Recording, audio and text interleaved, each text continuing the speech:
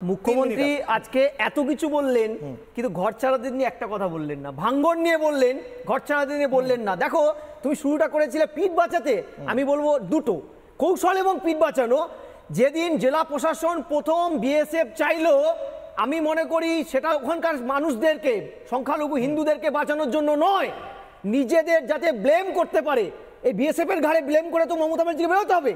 এত বড় ঘটনা 26,000 থেকে নজর ঘোরাতে করলো, করার পরে যখন হাতের বাইরে চলে যাচ্ছে কারো ঘাড়ে দিতে হবে। তোমার মনে আছে ইলেকশনের সময় 2021-এ এই যে শীতলকুচিতে ঠিক একই কায়দায় কিন্তু শাসক দল বিএসএফ এর ঘাড়ে বন্দুকটা রেখেছিল। আমার কথা হচ্ছে উনি কি রিপাবলিক অফ বেঙ্গল চাইছেন?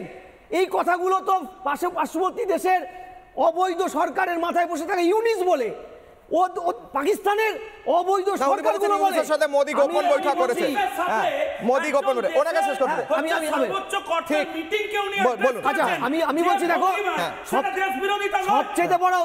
সবচেয়ে বড় আজকে উনি বলছেন না,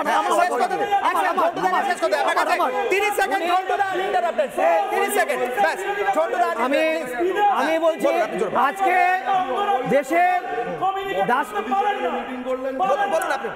একটা মুখ্যমন্ত্রী বলছেন প্রধানমন্ত্রীকে আপনি ইসলাम नरेंद्र मोदी इस्लाम क्यों नहीं होता है, স্বরাষ্ট্রমন্ত্রী क्यों হামাগুড়ি नहीं देता है। আমি বলছি বহিরাগত হিন্দু এসব নিয়ে এরা প্রচুর কথা বলে, বহিরাগত হিন্দি মুখ্যমন্ত্রীকে কেন সংখ্যাগরিষ্ঠ সংখ্যালঘু বাঙালিদের মাঝখানে গিয়ে হিন্দিতে কথা বলতে হচ্ছে? আরে তোমার স্বরাষ্ট্রমন্ত্রীকে কি বলতে পাঠিয়েছিলে?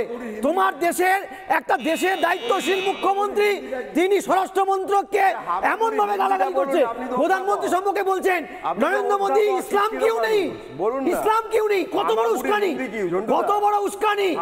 তারপরে কোমরে দড়ি দিয়ে ঘোরাবো। আমি বলছি না না আমাকে এখানে শেষ করতে হচ্ছে। এক সেকেন্ড, আমার একদম শেষ সেন্টেন্স।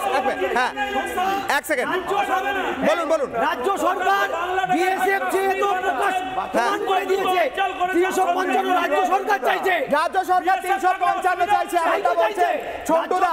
অন্যদিকে সুকান্ত মজুমদার বসে আছেন ডিজি অফিসের বাইরে, একজন কেন্দ্রীয় মন্ত্রী বসে রয়েছেন। ডিজির এখন দেখা করার সময় নেই, কারণ উনি ব্যস্ত রয়েছেন হয়তো বুঝতে যে বিএসএফ এর ঘাড়ে কিভাবে দায় চাপানো যায়। এমনটাই বলছিলেন বিজেপি মুখপাত্র।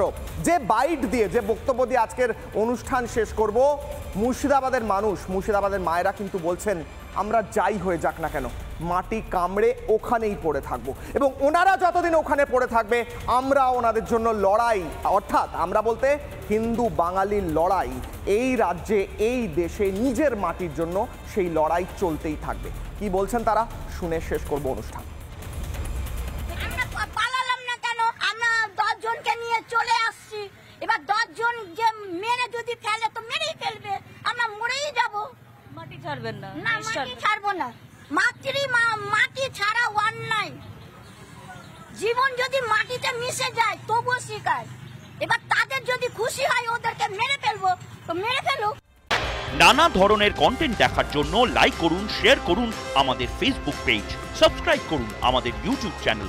পাশাপাশি অন্যান্য ব্রেকিং নিউজের জন্য অবশ্যই চোখ রাখুন রিপাবলিক বাংলায়।